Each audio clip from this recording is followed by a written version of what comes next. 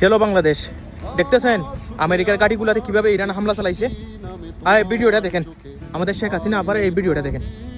আর আমার ক্ষমতায় আসতে অসুবিধা হবে না যদি আমি বাংলাদেশে কারো এয়ারবেস করতে দিই, ঘাঁটি করতে দিই, তাহলে আমার কোনো অসুবিধা নেই।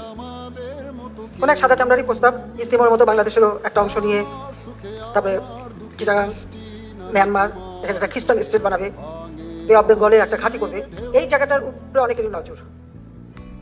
তো সেটা আমি হতে দিচ্ছি না, এটাও আমার একটা অপরাধ।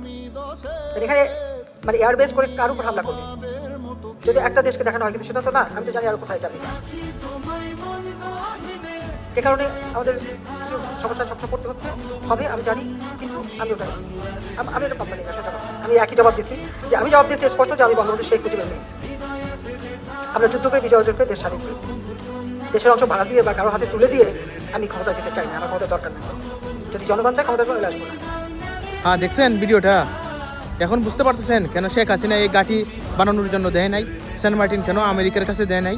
হ্যাঁ, তো এখন বুঝেন। এখন শুধু আপনারা কান্না করতেন আর বলতেন কি হয়েছে রে, কি সর্বনাশ হয়েছে রে, কি সর্বনাশ হয়েছে রে। এখন বর্তমানে যেভাবে হামলা চালাইছে ইরান, এই আরব ইমারত থেকে শুরু করে কাতার, কুয়েত, বাহরাইন, বিভিন্ন জায়গায় আমেরিকার ঘাঁটিগুলোতে যেভাবে হামলা চালাইছে, সেইভাবেই হামলা চালাইতো বাংলাদেশে।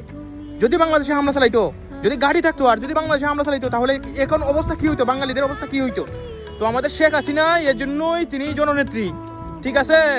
দেশের জন্য সবকিছু ত্যাগ করে দেশ থেকে চলে গেছেন, বুঝছেন। যদি উনি এই সেন্ট মার্টিন দিয়ে দিতেন, আমেরিকার ঘাঁটি বানানোর জন্য দিয়ে দিতেন, তাহলে তিনি আজীবন ক্ষমতায় থাকতেন।